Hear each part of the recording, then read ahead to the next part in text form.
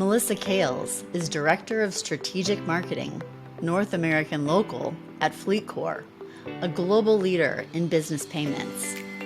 Having spent nearly 15 years solving complex B2B and B2C marketing problems, she has launched award-winning websites, revamped product lines to generate 30% year-over-year growth, and optimized brand campaigns that generated $1 million in additional revenue.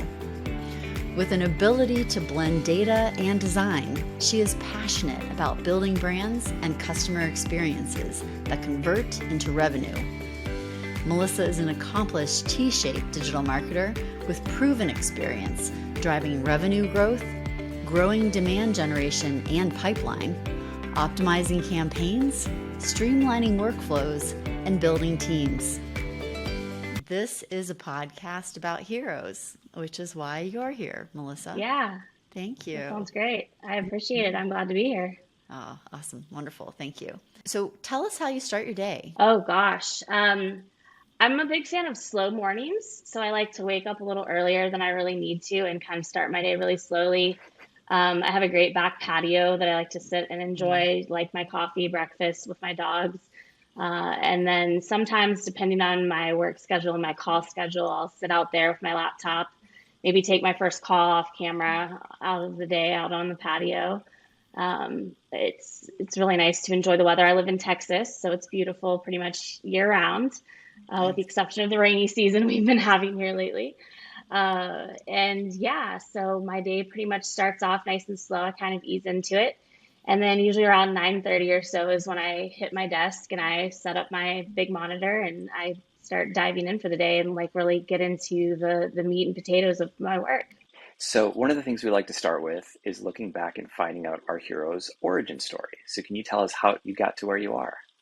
Yeah, that's a great question. So it's always so funny to me that I ended up in marketing because I started out in college as a political science and history double major. I wanted to go work for like the CIA or the NSA. And I kind of fell into marketing when I realized, near to graduation that these really weren't the career paths that I thought they were going to be. And I wasn't going to ultimately kind of be happy in them. And I connected with some alumni, ended up at a direct mail marketing company. It ended up really just clicking for me. And I fell in love with marketing at that job and kind of dove in headfirst from there. So I'm very much a graduate of the Academy of Google in terms of marketing. I'm fortunate that I was kind of coming up in marketing when it was still a very up and coming practice in terms of digital. So there weren't really degrees in this that you could have. It was a lot of self-taught, learn on the job, get certificates, things like that. So that's kind of how I got my start. And then ultimately, I actually ended up teaching digital marketing for General Assembly. So it all kind of came full circle for me. Yeah. Nice. Love that. Are you still doing that? Are you still teaching? I am not. I would love to get back into it. So if anyone from General Assembly is listening to this, hopefully they'll reach out to me. Yeah. You and Danny can talk about that. He's been a professor at a couple of colleges. Oh, great. Yeah, that would be great. It's so rewarding. Yeah. I love to teach. Awesome. And of course, he gets to teach tons of teams. He's the VP marketing at Thomson Reuters, and I'm sure you're teaching all the time with your team also, Melissa. Yes, absolutely. Fantastic. So talk with us for a minute, if you would, about the big, hairy problems that you've seen and either wrestled to the ground or that you see recurring and help other marketers like yourself see how other opportunities, ways to handle them. I think there's two big themes that I've really seen over the last, especially 5 years or so of my career. The first is going to be really just change management within larger organizations. I think that there's a lot of business practices that are changing, especially as it relates to how marketing and sales work together. And so kind of trying to turn the Titanic, so to speak, in a lot of those areas is always a challenge. Working especially with sales teams and operations teams to really be successful and shift marketing in a more modern direction is a common theme that I've seen. It's one that I deal with on a day-to-day basis currently.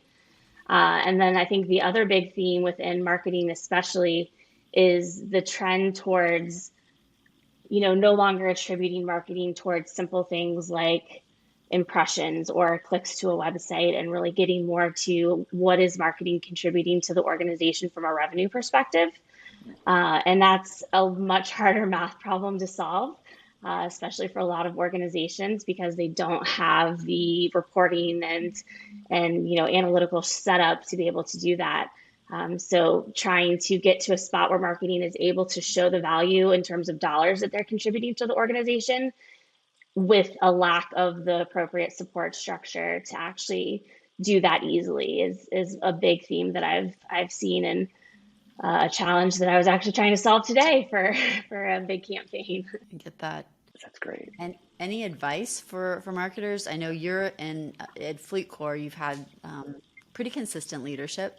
Yeah, we've Mhm. had consistent leadership from an upper management and executive leadership standpoint, and they are starting to see more of the value that marketing contributes.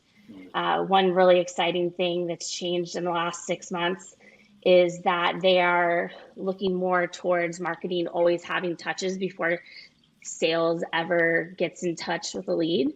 So Mm-hmm. really using marketing to better warm up sales leads, which is not a new concept to marketers, but it's a new concept to an extent within the FleetCor infrastructure.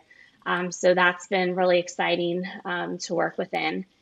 The biggest piece of advice that I would give to marketers who are trying to solve kind of that revenue attribution challenge is, even if you can't get all the way to revenue, get as close to a metric as you can to revenue. So maybe it's just pipeline sourced. If that's as close as you Sure. can get for now, show that pipeline that you've sourced that's marketing contributed.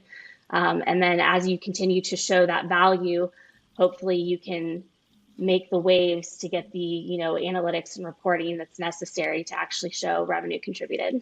That's great. That's a great piece of advice. You mentioned earlier that when you were in school, there was no degree for what you do now. And I would say the same for myself. I've got a friend who started in e-commerce, and they said, "Do you have a degree in e-commerce?" And she said, "There was no degree for e-commerce when I was younger."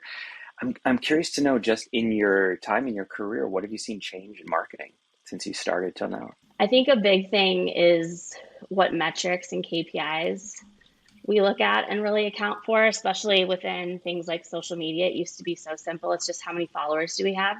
Sure. And that used to be, the metric that you would go by. And now it's more about engagement. I think that's a really exciting trend, is seeing things move more towards engagement and user-based behavior metrics versus just kind of vanity metrics. So that's a big change that I've seen. I also think there's been a lot of changes within web and email marketing. I've spent a good part of my career within websites, and it used to be very much, dump all the information, right? Like we would have 40, 50 page websites that had every bit of content you could ever want to find. Hmm. And you have to hope that the user would find it. And you all carefully indexed and SEO'd those pages. And now it's more about that experience. It's about that user behavior. So you're seeing websites that are smaller, and they're more geared towards the actual user behavior. And you're seeing more testing happening within organizations to drill down to that faster. I think that's a really exciting change. Yeah, great examples. So, what keeps you up at night? Hopefully not morning sickness, but yes. No, not morning sickness, thankfully. Uh, you know, for the first time in a very long time in my career, I'm actually at a point where not too much keeps me up at night. Mm. I will say, yeah, cheers for that. Uh, and things are going really well within the FleetCor organization, especially within the marketing organization at the moment. We've got a great team. It's one of the few companies I've worked at where I can say I genuinely value and appreciate the competency level of all of my coworkers. It's a great team. So not too much keeps me up at night at the moment. But in past roles, it's always been a lot of technical challenges where, you're trying to put together a campaign or make sure that you have the reporting, or there's something with like your MarTech stack, and it's going to impede the performance of a campaign. Sure. And typically it's one where, you've evangelized this issue and you've tried to propose solutions, but the organization doesn't see the problem the same way you do yet. And so it's almost like you have to let a campaign fail to prove the point. Those are always the kinds of problems that kept me up at night in past roles, Yeah. because I hate to foresee a problem, foresee a solution, but still not be able to resolve it. So yeah, I would say that's what's kept me up at night as a theme in past roles. I want to follow up on that. Have you come up with a way to reconcile the let it break, let it fail so we can expose what's not working to leadership versus I'm responsible for this, customer first, have to succeed, got to Yeah, protect my team? it's a big challenge. Typically, how I've been successful, I haven't always been successful in managing those types of problems, um, but there have been examples where I have been successful, and those have tended to look like almost proposing it as a test, where it's like, hey, I think this is what's going to happen. Um, how can we turn this into a learning that has metrics and KPIs attached to it, so that we can then take that and apply it for our future campaigns. So rather than just saying, hey guys, this isn't going to work, and then letting it fail, you're trying to turn it into, a business solution. I like that. That's very clever. Yeah. Big companies love testing. So anytime you can turn something Yes, into a test, especially if you think something is going to fail, sure. um, it's usually really beneficial. It's a good Tests and context. pilots, right? Yep, Yeah, tests and pilots. great. Do you have advice for the next generation of marketers? What would you share? I think the biggest thing that I've learned for the next generation of marketers has been when I was teaching at General Assembly, because I saw so many people who were coming straight out of college. They had their marketing degree, but they still had no tactical skills or experience in terms of the actual tools, the KPIs, things of that nature. They're just kind of taught, the concepts. I mean, universities are still teaching the 4 Ps, which is, just severely antiquated and out of date at this point. So I would say for those marketers, do everything you can to get hands on inside of tools, inside of actual campaigns as early as possible. Even if it's getting all of your HubSpot certifications that you can for free, or pay out of pocket to get a Salesforce certification if you have to, because once you get these certifications, they really do hold a lot of weight within the hiring world. And they do give you a little bit of a leg up once you're actually in, your first job, second job. But then also, one of the big things that I did that I still think is applicable, I volunteered for a lot of nonprofits early in my career to get the experience that I wasn't getting through my employer, because it was still really early on. So I would get experience running campaigns for nonprofits. And the best part about nonprofits is they usually don't have a lot of marketing resources. They don't have a lot of dollars. You have to get hands on, you have to get nitty gritty. And they also don't really know a whole lot. So they look to you as an expert. So you get a little bit more control over things than maybe you would within an actual corporation.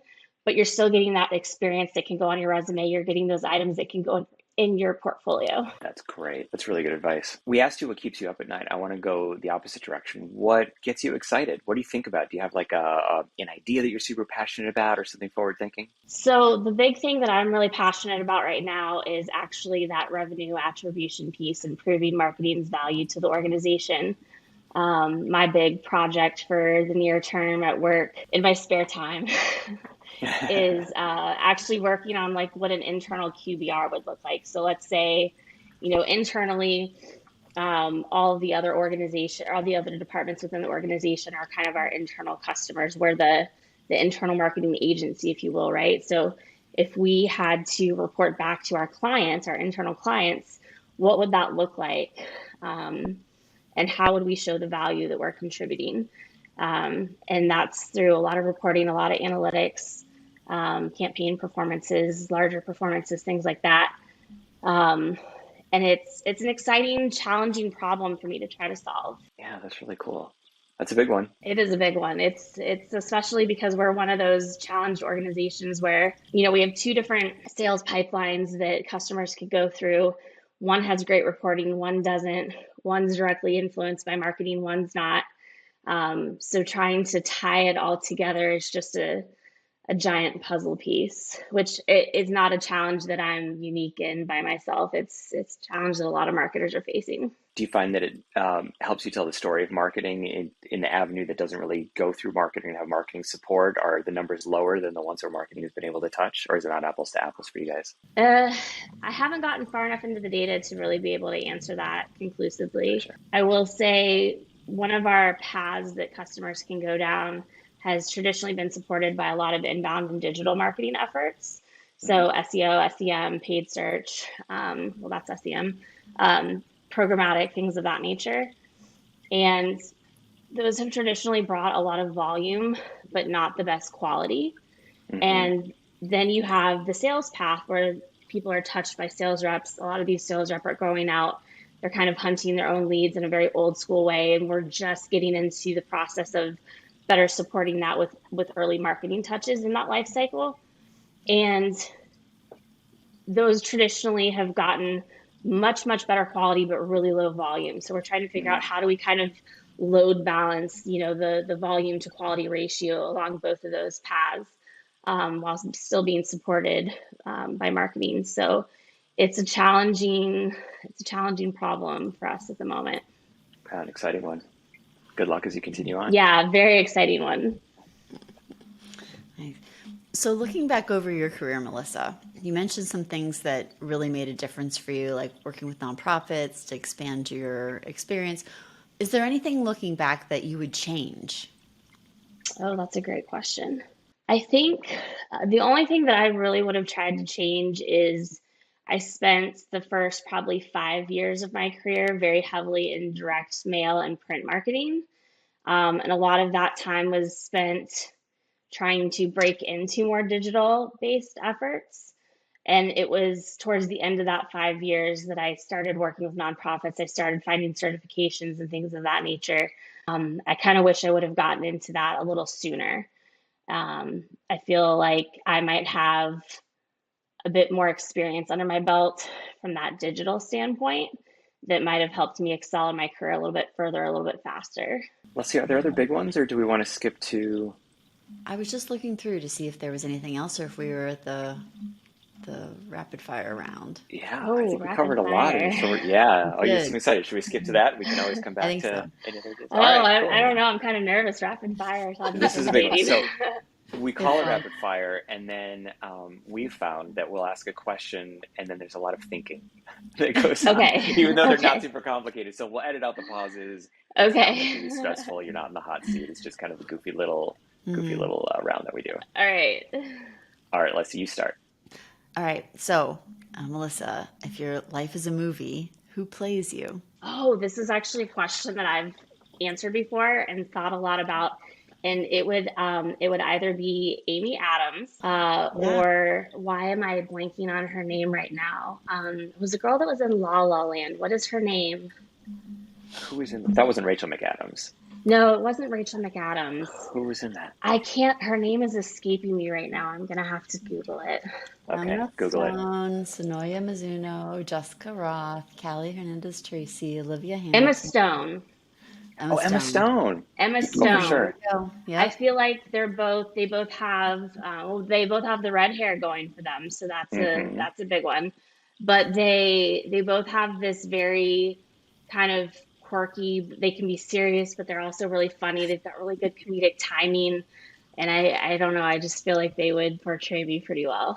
I like it. That's a great one. What's your favorite KPI? That is a tough one.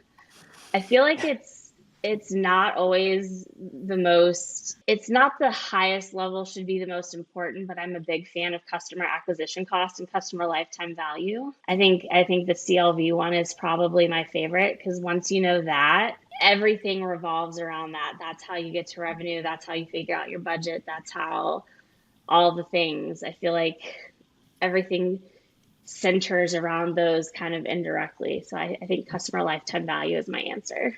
I like Hmm. that. I don't think we've heard that one before. That's a great one. Really? Okay, Yeah, nice. that's good. Yeah, you're a standout. I like it. Looking for the win. So, what's your favorite productivity hack? Um, check your email less. Mm. Honestly, I used to live in my inbox. I used to meticulously try to organize things in folders. Now I live by the search function, and I probably, unless I know there's something there I have to check, or I see something super urgent come through, I'm really only in my email inbox about 3 times a day, morning, after lunch, and before the end of the day. And that saves a ton of time.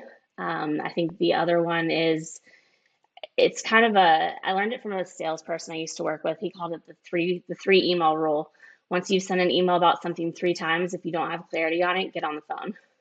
Quit wasting time, going back and forth. Just hop on a Teams call, get on a Slack huddle, do something, and just sort it out fast and quit wasting time on. I abhor email. Absolutely. I think it's the biggest time suck that we have in the corporate world. I agree. How do you feel about meetings? You know, most of them could be emails, which I hate. So I think that says everything. Mhm. That's awesome. Okay. First job, worst job. Ooh, so my very, very first job, I was a server at a restaurant. I was 15. It was a little local mom and pop restaurant. Um, Worst job, oh gosh. I won't, I have to be very delicate in how I'm going to say all of this. It was one of my, midway through my career, I had a company that was very, very difficult to work for. The leadership, and it was definitely one of those you would kind of call a toxic work environment.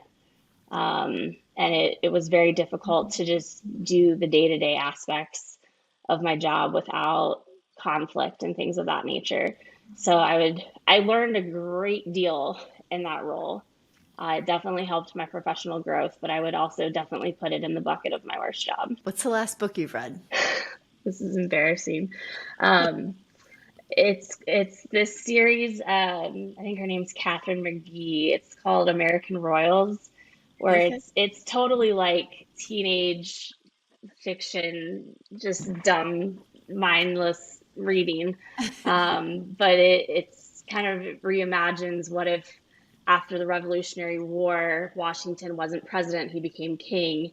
And so all of America has been ruled by a monarchy rather than a democracy for the last 200 Wow. years. So it kind of follows in modern day what that royal family in America would be like.